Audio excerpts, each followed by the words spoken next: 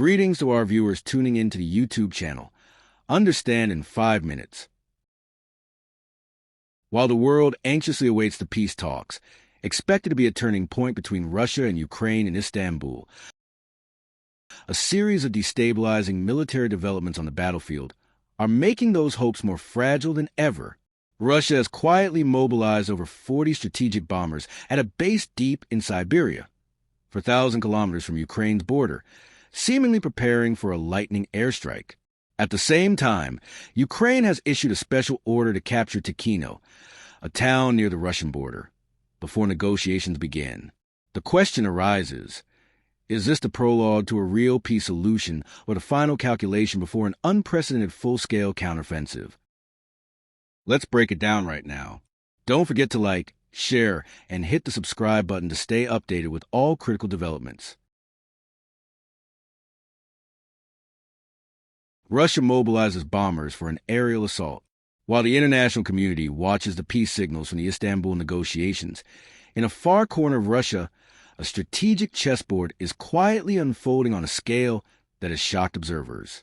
According to newly released satellite images, the Benalea airbase, deep in Siberia, about 85 kilometers from Irkutsk and over 4,000 kilometers from Ukraine's border, has suddenly become a military hotspot for Russia. A dense concentration of strategic bombers, unprecedented since early 2022, has been recorded there. Specifically, at least 42 Tu, 22M3 medium-range bombers capable of carrying highly powerful cruise missiles have been deployed to Benalea. In addition, 7 strategic bombers, Tu-95MS and Tu-160, floating fortresses capable of launching devastating long-range strikes, are also present. This heavy bomber presence raises concerns that Moscow is planning a massive aerial assault using saturation missile tactics to overwhelm Ukraine's air defense. More notably, Benalea also hosts 26 MiG-31 fighter jets, many of which are MiG-31BM variants designed for long-range interception and capable of deploying Kh-47M2 Kinzhal hypersonic missiles, infamous for their speed and ability to pierce defenses. Military transport planes, including the N-26, N-12, and N-124, the world's largest transport aircraft, have also been dispatched. Experts believe this could be evidence that Russia is resupplying cruise missiles, ammunition, and gear for an upcoming offensive. What's especially striking is that the Tu-22M3 fleet at Benalea accounts for more than 80% of Russia's total aircraft of that model. Concentrating forces in such a distant location makes little sense unless it's for a well-calculated real-world operation. Observers believe the potential targets of the looming campaign could include power plants, military infrastructure, strategic weapon depots, Ukraine's logistics coordination centers, targeted and surprise long-range strikes that bypass its defenses, deadly order for Ukraine to capture Tekino before 0 hour. While Moscow quietly amasses bombers, on the opposite front, Kiev is playing an equally dangerous political game, one that could cost hundreds or even thousands of soldiers' lives. According to Telegram channel Legitimates, a usually reliable anonymous source close to Ukraine's government, President Zelensky has issued a top-secret order to recapture Tekino before May 15th at any cost. Tekino is a small settlement in the Kursk region, right along the Russia-Ukraine border, currently under Russian control. Although the town lacks obvious strategic value on the map, in the context of the upcoming peace talks in Istanbul, it holds huge symbolic importance for Kiev.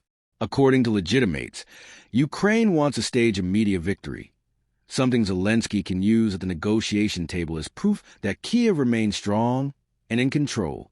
In other words, Tekino is not merely a military hotspot, but a PR pawn amidst the chaos. However, the reality on the ground is bleak. Ukrainian forces are stretched thin across multiple fronts, with morale plummeting due to high casualties, supply shortages, and constant Russian artillery and airstrikes. Legitimates quotes a frontline officer saying, "We're retreating everywhere, and they still ask us to take Tekino. Who will die for a photo op?" The sense of disillusionment is growing not just among troops, but also among commanders. When politics interferes too deeply in military affairs, symbolic decisions like the Tekino order turn the battlefield into a stage, where human lives become bargaining chips. S-200 Resurrection, air defense turned ground attack weapon. As the war drags on with fierce resistance and mounting pressure on Ukraine's armed forces from both external attacks and internal challenges, Kyiv has surprised many by reviving the old S-200 missile system. Decommissioned over a decade ago, in a video released by Ukraine's military intelligence GUR, S-200 units are seen being reassembled, fueled with liquid propellant, loaded and ready for combat. The rare footage shows a 5N62 targeting radar working with old-style launchers, evoking Cold War-era imagery in the 21st century. More surprising still is a change in function. The S-200, originally designed to shoot down high-altitude aircraft, is now being repurposed to strike Russian ground targets. Military experts believe Ukraine has modified the missile's guidance system to convert into a long-range strike weapon aimed at forward command posts, ammunition depots, logistics hubs, even Russian artillery coordination, radar deep within Russian territory. The S-200 once formed the backbone of the Soviet air defense system from the 1960s, with a range of up to 300 kilometers and a 200 kilograms fragmentation warhead, more than enough to damage fixed targets. Ukraine's revival of this old system shows both ingenuity under resource constraints and determination to leverage every usable military asset. Some European sources speculate that Denmark secretly donated its S-200 stockpile after decommissioning it in 2023. If true, this marks a new trend, reviving old tech to counter modern firepower in an asymmetric warfare strategy. Cheap UAV-SP versus shattering billion-dollar Western weapons. While global powers pour resources into high-tech weapons worth tens of millions of dollars, a silent yet powerful tech revolution is unfolding on the Ukrainian battlefield. A war is raging between cheap UAV-SP versus and multi-million-dollar high-tech weaponry.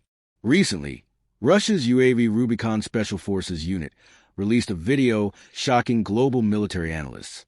A mini first-person view FPV drone tracked and rammed into a U.S.-supplied HIMARS multiple rocket launcher, causing a massive explosion and completely destroying the multi-million-dollar system. This is reportedly the first time Moscow has shown a cheap drone eliminating HIMARS, one a symbol of Western long-range firepower in the war. Not just HIMARS. These UAV-SP versus are also being used to intercept long-range reconnaissance drones like the FlyEye, a modern Polish-made surveillance aircraft supply to Kyiv. While FlyEye has superior optics, signal relay, and long flight time, Russia's SPVs have a deadly advantage. Low cost, easy production, simple training, and mass deployment. The expendable nature of SPVs allows Russia to use them like mini-wave bombs, directly attacking high-value targets at minimal cost. Their growing presence on the battlefield is reshaping the UAV balance between both sides.